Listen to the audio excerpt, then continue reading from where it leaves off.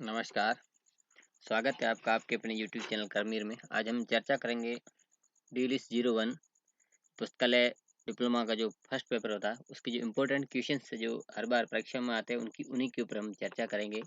जो पहला जो अध्याय वर्गीकरण, उसमें देखेंगे हम कौन-कौन से जो सवाल है वो आए हुए हैं। जो वर्गीकरण की जो परिभाषा क्या होती है, वर्गीकरण का जो शब्द है क्लासिफिकेशन, इससे भी लेकर ये सवाल आता रहता है कि ये किस शब्द से लिया गया। तो क्लासेस शब्द से ये लैटिन भाषा का है, तो इसका अर्थ था वर्ग वर्ग गणना या वस्तुओं का वर्ग। या उस दृष्टिकोण से इस अर्थ को लेकर भी ये सवाल कई परीक्षाओं में आया हुआ है।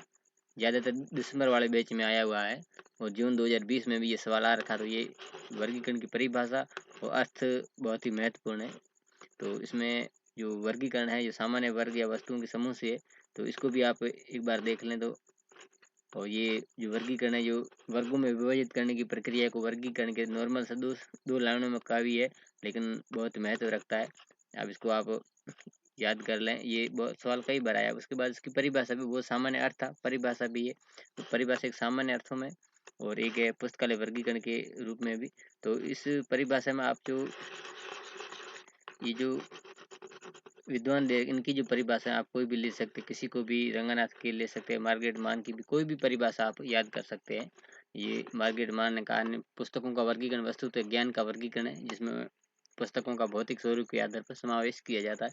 छोटी सी परिभाषा आपको 2 नंबर दिला देती है। इसमें किसी की भी परिभाषा आप ले सकते हैं, समझ सकते हैं। उसके बाद वर्गीकरण की जो आवश्यकता क्या है, उद्देश्य क्या है, इसको लेकर भी दिसंबर 2017 में सवाल आया हुआ और ये भी हर हर एग्जाम के लिए महत्वपूर्ण है। उसमें सवाल पूछा जाता है, तो इसकी जो आवश्यकता क्यों है और उसके बारे में मैंने इसी पार्ट का वीडियो बना रखा, उसमें आप देख लें। तो इसको भी आप तैयार करें, ये कई बार आया हुआ है। उसके बाद इसके कार्य को भी लेकर भी कई बार सवाल ये आया हुआ है दिसंबर बैच में ज़्यादातर।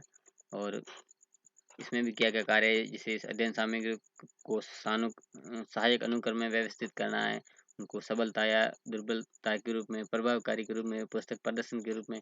जहाँ जी इसकी जो वर्गीकरण के कार्य है, इसको लेकर भी सवाल 1-2 नंबर का कम आता है, 4 नंबर का या 10 नंबर का आता रहता है। तो आप इसको अच्छे से तैयार करें।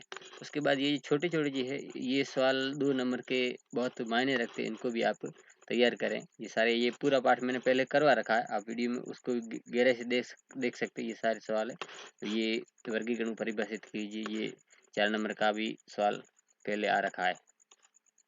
अब ये वर्गांक है, ये पीछे वाले जिस आप देख सकते हैं, ये इंपॉर्टेंट चीज़ है। उसके बाद अंकन का भी मैंने पाठ करवा रखा है, उसको भी आप देख सकते हैं। इसमें भी दोबारा सवालों को, उनके अर्थ को लेकर भी। अंकन का अर्थ है कि जो भी वर्गीकरण पद्धति है, उसमें कुछ अंकों और चिन्हों का हम प्रयोग करते हैं, वो अंक वही अंकन कहलाता है। अब अंकन को लेकर भी परीक्षा में कई बार सवाल आए, उसकी परिभाषा क्या है। तो कुछ संकेतों चिन्हों का हम वर्गीकरण प्रणाली में जो उपयोग करते हैं, वो अंकन कहलाता है। तो ये जून 15 में भी, दिसंबर 18 में भी, जून 17 में भी आया हुआ है। ये बोल सवाल इसकी परिभाषा को लेकर हमेशा आता रहता है। और उसके बाद उसका आधार क्या है, जैसे जो हिंदी अरबी अंकन है, 0 से 9 तक है, A to Z है, ये डेल्टा आ जाता है। ये इसका आधार भी एक सवाल आ रखा है। और ये उसके प्रकार को लेकर 2 तरह के होते हैं, एक शुद्ध अंकन, एक मिश्रित अंक। शुद्ध अंकन में एक ही तरह या अंकीय होंगे, या अल्फाबेटिकल होंगे, या किसी भी एक तरीके के होंगे, उसको शुद्ध अंकन के। शुद्ध अंकन को लेकर भी ये सवाल आया हुआ है। दूसरा जो मिश्रित अंकन है, उसको लेकर भी दिसंबर 16 और जून 2020 में भी, ये पिछले वाले एग्जाम में ये सवाल आया हुआ है। आप इसको आराम से देख सकते हैं। अब अंकन की उद्देश्य आवश्यकता, ये भी महत्वपूर्ण है, इसको भी आप थोड़ा आप देख लें। और उसके बाद अंकन के कार्य को लेकर भी सवाल परीक्षा में आया हुआ है, जून 17 और दिसंबर 19 में। तो इसके ये क्या क्या कार्य है, ये पाठ मैंने पहले करवा रखा है, आप इसको आराम से इसको वीडियो उसका देख सकते हैं। और अंकन के गुणों को लेकर भी एक सवाल दिसंबर 19 और दिसंबर 16 और जून 17 में आया हुआ है। तो ये काफ़ी लेंथी सवाल है, जो 10 नंबर का होता है, वो इसमें बहुत सारे पॉइंट्स है, इसी तरीके से हमें लिखना होता है। और अंकन का महत्व को लेकर भी एक सवाल आ जाता है, इंपॉर्टेंट, बहुत महत्वपूर्ण रखता है। तो इसको भी आप थोड़ा तैयार कर लें। और उसके जो पीछे ये जो सवाल है, ये भी कई बार आए हुए हैं। ये अंकन के प्रकार के बताइए, 2 नंबर के सवाल, ये 4 नंबर के सवाल है, ये आए इन परीक्षाओं में आए हुए हैं। आप इनको अच्छी तरह से समझें, तैयार करें। ये शुद्ध अंकन है, सहायक अंकन है, पंक्ति वर्ग है। आप इनको बढ़िया तरीके से समझें और तैयार करके रखें। और द्विबिंदु वर्गीकरण की जो विशेषताओं को लेकर भी कई सवाल आए हुए हैं। विशेषताओं का पहला के एस.आर. रंगानाथन का सवाल हमारे समय आया था, दिसंबर 2019 में आया था। एस.आर. रंगानाथन का पूरा नाम बता, ये सवाल बहुत ही महत्वपूर्ण है। सियाली रामामृत रंगानाथन, ये सवाल आया हुआ है। ये उनका जन्म कब हुआ, ये भी 9 अगस्त 1982 है ये रिकॉर्ड में, और हालांकि उनकी जो मूल जन्म थी वो 12 अगस्त है। तो आप इसको भी ये तैयार करें। और दूसरा जो उनका जो मूल कार्य पद था वो वैसे खुद गणित के प्रोफेसर थे। वो लाइब्रेरी का जो उन्होंने जो रुचि उत्पन्न की बाद में किया है, तो ये भी सवाल थोड़ा कॉम्पिटिशन की दृष्टि से। और उसके बाद ये जो पहला जो उनका डीडीसी का जो संस्करण था 1933 में तैयार हुआ, दिसंबर 16 और जून 20 में ये सवाल आया रखा। और ये संस्करण आप याद कर लें, उनको लेकर एक सवाल आपके दिसंबर 17 में आया हुआ। ये छठी संस्करण के लिए जो छठा संस्करण है, जो पुनर्मुद्रित जो हमारे सिलेबस में 1963 में, इसको लेकर सवाल दिसंबर 17 में आया हुआ है। और उसके बाद इसके जो प्रारूप है, इस प्रारूप में जो दिसंबर 15 में सवाल आएगा, पहले में नियम दे रखे, दूसरे में अनुसूचियाँ, तीसरे में जो लास्ट में है डिक्शनरी के बाद उसमें जो पुराने ग्रंथ वगैरह है उनकी अनुसूचियाँ हैं। तो उनको लेकर भी ये सवाल 1-2 नंबर का या 4 नंबर का आया हुआ है। द्विबिंदु वर्गीकरण की जो विशेषताओं को लेकर भी सवाल आया हुआ है। 5 मूलभूत जो PMEST है, जिसमें एक तो इसका नाम आ सकता है personality, M matter, E energy, space, S और टी टाइम। ये दिसंबर 18 और जून 20 में ये सवाल आया हुआ है। इसमें एक और है, कौन सी श्रेणी को पहचानना कठिन है। ये जो पर्सनालिटी पी, इसको अवशेष विधि से पहचाना जाता है। यानी कि जो जो ये पहले इनकी छंटनी की जाएगी, इसमें टाइम निकाला जाएगा, स्थान नाम निकाला जाएगा, ऊर्जा निकाला जाएगी बाद में, या मैटर वो, उसके बाद ये पी बचेगी। तो इसको अवशेष विधि कहते हैं। इसको लेकर भी सवाल आया हुआ है। आवर्तन स्तर को लेकर भी सवाल आया हुआ है, ये भी महत्वपूर्ण है, आप इसको देख लें। और ये दिसंबर 2019 में ये विश्लेषणात्मक जो पद्धति है, इसके बारे में आप थोड़ा देख लें।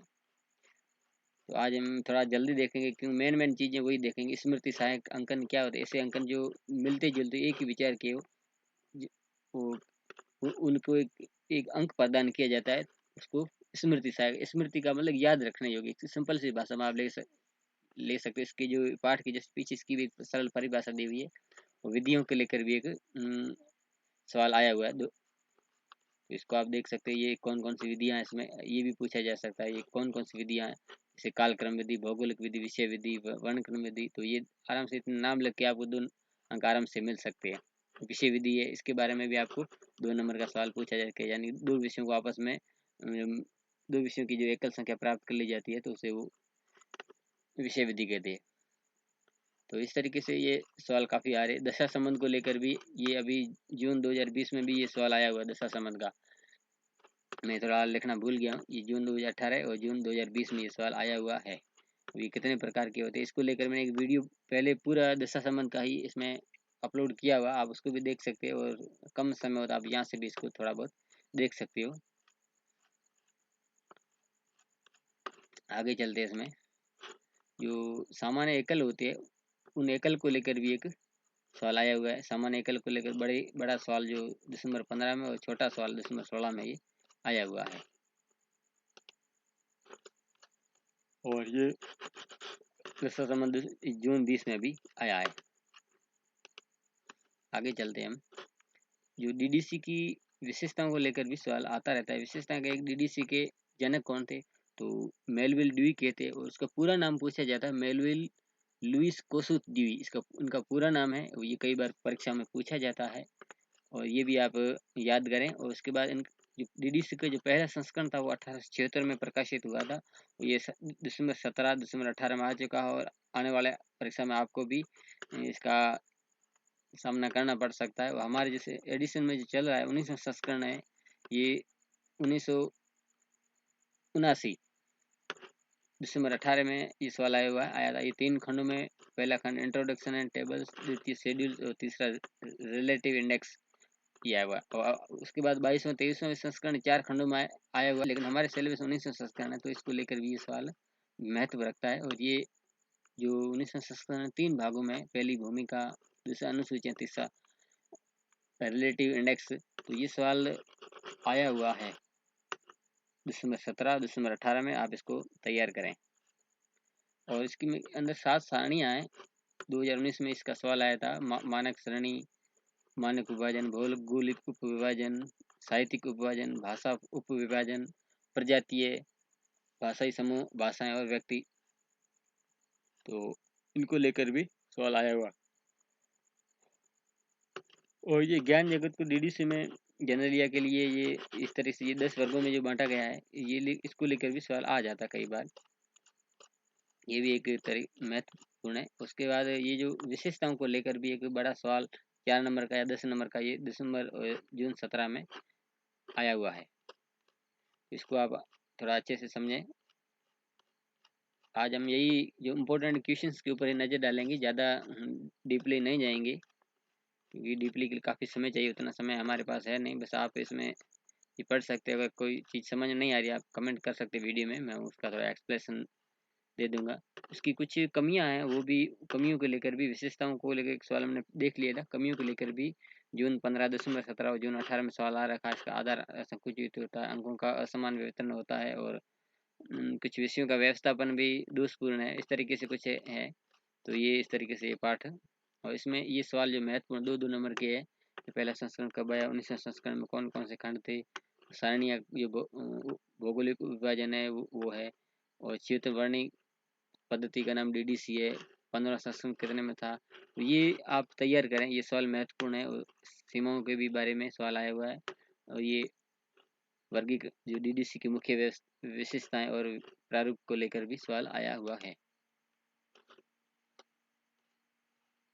सहायक अनुक्रम को लेकर भी कई बार सवाल आता है कि विभिन्न वर्गों उपवर्गों इसे अनुक्रम में व्यवस्थित करना जो पाठकों के लिए सहायक हो। बिल्कुल सरल भाषा है, 2 नंबर आपको दिला के जाती है, और इसके बारे में आप तैयार करें। और ये वेल्स की जो भी कथन है अनुसार, विषयों का प्रदर्शन इस प्रकार करना जिसका पाठक उसी अनुक्रम में किसी भी स्थल से अपने विषय समूह को देखना प्रारंभ करते हुए अनुक्रम भी उसे विशिष्ट विषय तक पहुंचा दे जिसकी उसको आवश्यकता, यानी कि जो अनुक्रम हो सरल हो। उसके सिद्धांत को लेकर भी कई बार सवाल आया है। इसमें कोई भी काफी 4-5 सिद्धांत है, उनको लेकर भी सवाल जून 15 दिसंबर 17 जून 20 में सवाल ये कालक्रम में होता है। कालक्रम में क्या, जो चीज जिस काल में हुई है, जैसे जिसकी उत्पत्ति पहले हुई उसका पहले, उसके बाद हुई उसको दूसरा स्थान ये देना चाहिए। तो ये चीज आप पढ़ेंगे तो बिल्कुल सरल है और कोई हार्ड नहीं है। तो जैसे ये वैसे मान लो वैदिक धर्म, उसके बाद वैदिक होता है जैन धर्म, जिस तरह की उत्पत्ति हुई डीडी सॉरी कॉलन में, उसी तरीके से इनको वर्गांक दिया गया है। तो ये कालक्रम में उतरता और विकास क्रम में उतरता, यानी जो जो विकास की जो पहली अवस्था उसको पहला स्थान, दूसरी अवस्था उसको दूसरा स्थान, तीसरी अवस्था उसको तीसरा स्थान। ये जून 17 और 18 में सवाल आया हुआ है। और ये इन दोनों में अंतर भी इसमें बढ़िया तरीके से समझा हुआ। देशी समीपता को लेकर भी सवाल दिसंबर के बीच में ज़्यादा आ रहा है, तो इसको भी आप देख सकते हैं।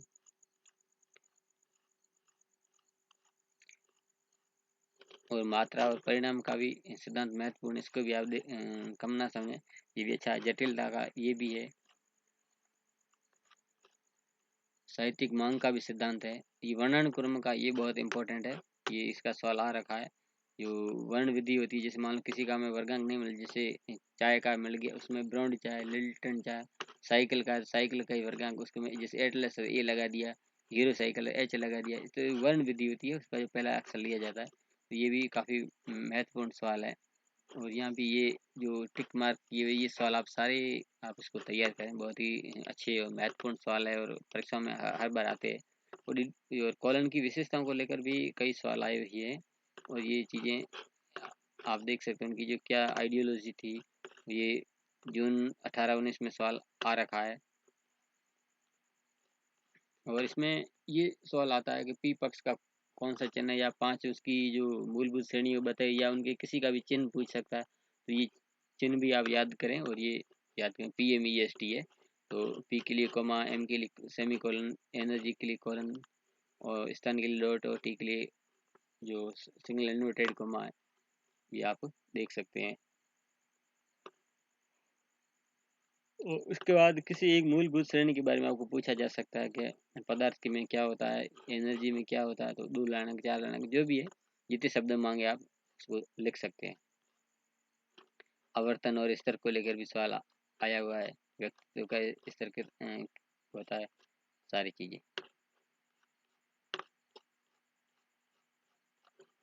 अब ये सारे सवाल बहुत ही महत्व के हैं और कई परीक्षा में आए हुए हैं।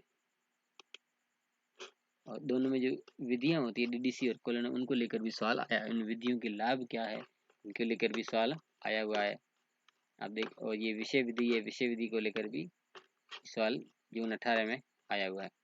ये सबसे पहले आप क्या करें, किताब में टिक मार्क कर दें और उसके बाद पढ़ें तो आपको थोड़ा सही रहेगा, क्योंकि हमारी किताब है, ये मैथ सब कुछ है, किताबों के बिना कुछ नहीं। जो हमारे यूनिवर्सिटी ने किताब दी है उनसे बाहर आने वाला कुछ भी नहीं है।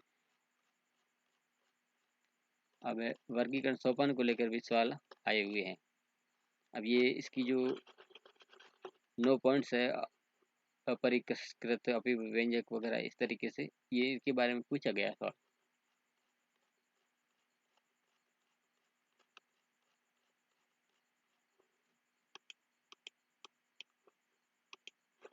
अब ये किसने रचना की, ये सारंगानाथ ने की। इसके कितने सोपान है, वो 9 सोपान है। प्रथम चरण और अंतिम चरण जो पीछे दे रखे आप वो याद कर लें। और इस प्राकृतिक भाषा को किस भाषा में अनुवाद किया जाता है, तो कृत्रिम भाषा में अपरिष्कृत। तो इसका जो आप पीछे इसका आराम से परिभाषा आप ले सकते हैं। ये अपरिष्कृत वगैरह की, ये जो मुख्य प्रशिक्षक होता है वो कच्चा होता है।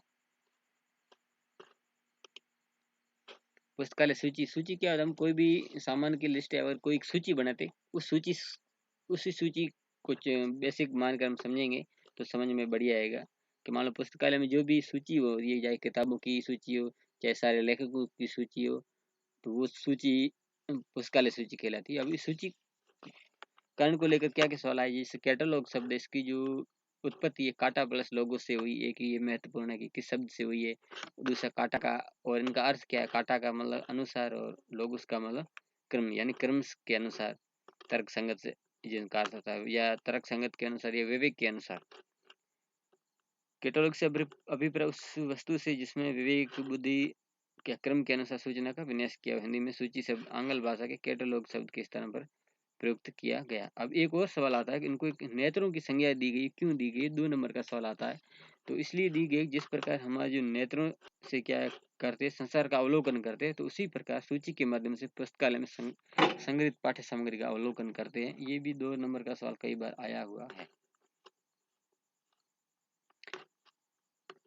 उद्देश्य और आवश्यकताओं को लेकर जून 20 में और दिसंबर 17 में एक सवाल आया। दूसरा, एक खोज नाम को लेकर सवाल कई बार आता है, और ये बहुत ही महत्वपूर्ण, अति महत्वपूर्ण सवाल है। खोज कैसे, अगर मान लो कोई भी किताब, कोई भी पाठक पुस्तकालय में जाएगा, उसको खोज किसको, या लेखक का नाम याद होगा, या उसका किताब का टाइटल नाम होगा, या उसका विषय का नाम होगा, या कोलैबोरेट, कोई इनको इसके पास सूचना होगी, तो वही क्या खोज है, वही खोज नाम है। उनको लेकर भी कई बार सवाल आता है, ये 2 नंबर दिला के जाता है। इसको आप अच्छी तरह से याद कर लें, समझ लें।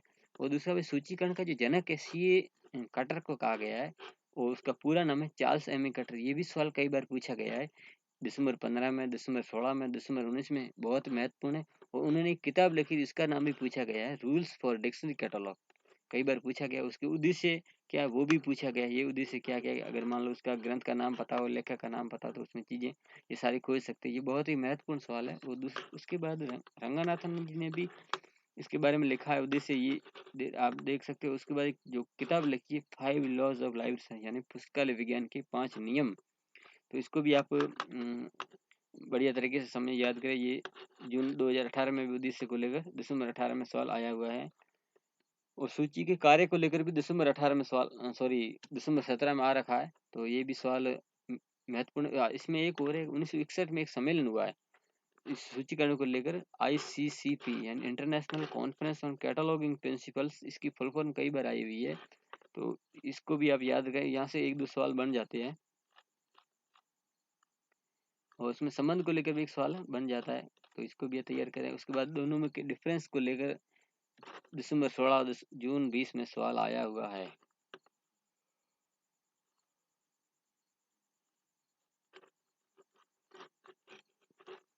पुस्तकालय उद्देश्य को करना, ये इसकी जो सारी चीज़ें आप तैयार करें। ये जनक को लेकर सवाल आया हुआ है, सूची के उद्देश्य को लेकर सवाल परीक्षा में आया हुआ है।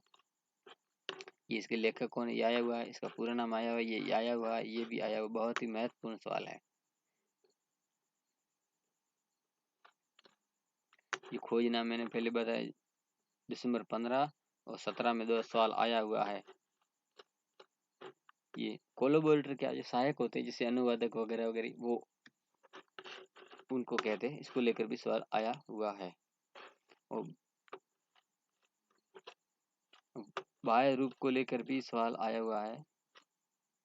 अब ये परंपरागत स्रोत कौन से है और ये गैर परंपरागत, उनको भी आप, ये परंपरागत का मतलब जो पुराने से चल रहा है, एक पंजिका हो सके या रजिस्टर रफ है, पत्रक स्वरूप, ये तो है आपके परंपरागत। और जो गैर परंपरागत अभी जैसे मशीन है, ओपेक है, ये परंपरा में नहीं है, तो ये है। अब उनकी प्रकार को लेकर भी सवाल आया हुआ है। परंपरागत सूची और हस्तलिखित सूची को लेकर सवाल हर बार आ रहा है, ये भी महत्वपूर्ण है। हस्तलिखित में एक अपन छोटी सी डायरी लेते हैं, उनमें जो किताबें कौन से ले रहा है, कौन दे रहा है, उस तरीके की सूची है, वो हस्तलिखित है। तो इस तरीके की सूची की जो विशेषता है उसमें थोड़ा बहुत फर्क है, लेकिन लगभग ज़्यादा फर्क नहीं है, तो इनको आप तैयार कर लें। तो ये 19 में सवाल आया हुआ है, दिसंबर 19 में, और दिसंबर ये 17 में सवाल ये आया हुआ है। तो इस तरह से ये काफ़ी सवाल है, आप इनको तैयार कर लें।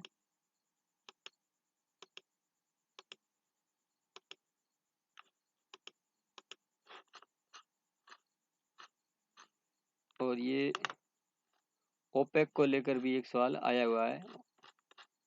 ये इसकी full form online public access catalogue, उसको लेकर भी सवाल ये आया हुआ है, ये भी आप तैयार करें। ये भौतिक स्वरूपी को लेकर भी सवाल ये आया हुआ है, और बाह्य स्वरूप को लेकर भी ये सवाल आया हुआ है। अब ये सारी महत्वपूर्ण है। ये आख्या सूची क्या होती है, टाइटल सूची क्या होती है, सारे इम्पोर्टेंट है। ये सवाल आ रखे हैं, हर बार आ रहे हैं, आप इनको तैयार करें।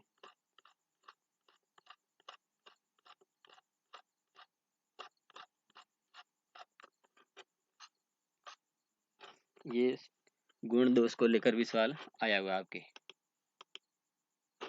ये वर्गीय की सूची को लेकर भी सवाल आया हुआ है। ये वर्गीय की सूची के गुण को लेकर भी सवाल आया हुआ है। इन दोनों को तुलनांकों को लेकर भी सवाल आया हुआ है। और मुख्य प्रविष्टि को लेकर भी सवाल, उसकी क्या होती है, ये सवाल आया हुआ है। ये जो चीज़ें हैं ये सारी इम्पोर्टेंट है, तो ये भी सवाल आई हुई है। अब ये सारी इनका भी आया हुआ है। एक ट्रेसिंग का होता है नीचे, उसको लेकर भी सवाल आया है, उसको आप समझ, बिल्कुल सरल है, तो वो भी आप समझ लें।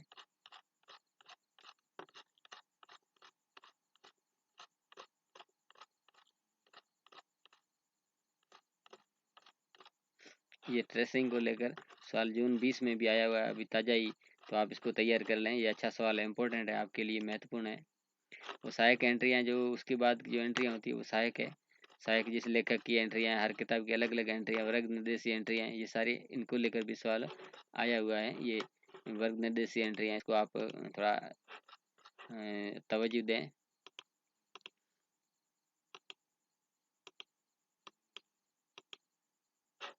और श्रृंखला प्रक्रिया को लेकर भी एक सवाल आ रखा है, तो उसमें आपको मैं बता दूं क्या क्या आया हुआ है, उसको भी आप थोड़ा तैयार करें। तो इस तरीके से ये श्रृंखला प्रक्रिया क्या होती है, और इसमें एक और ये कि कड़ियाँ क्या होती है। वांछित कड़ी जिस पर कोई वर्गांक नहीं बन सकते है, तो वो सॉरी मिथ्या कड़ी यानी फॉल्स लिंक। अवांछित लिंक यानी कि इस पे खोजने की संभावना नहीं है, और तीसरी वांछित कड़ी, इसमें वर्गांक बन सकते हैं। इनको लेकर 2 नंबर का 4 नंबर का सवाल है, ये दिसंबर 17 में आया हुआ और आ सकता है। आप इसको, ये श्रृंखला प्रक्रिया के जो गुण है, ये भी सवाल बहुत ही महत्वपूर्ण है, इसको आप समझ लें। तो ये भी इम्पोर्टेंट है। उनके दोष, गुण और दोष दोनों इम्पोर्टेंट है, दोनों को लेकर सवाल परीक्षा में आ रखे हैं। और सूची में ये विन्यास को लेकर भी सवाल आ जाते हैं। तो इस तरीके से हमने आज जो इम्पोर्टेंट सवालों के बारे में थोड़ा चर्चा की। यही सवाल है, बार बार आते रहते हैं, आप इनको तैयार करें। और अगले वीडियो में जो भी अगला चैप्टर हम लेंगे, तब तक के लिए धन्यवाद।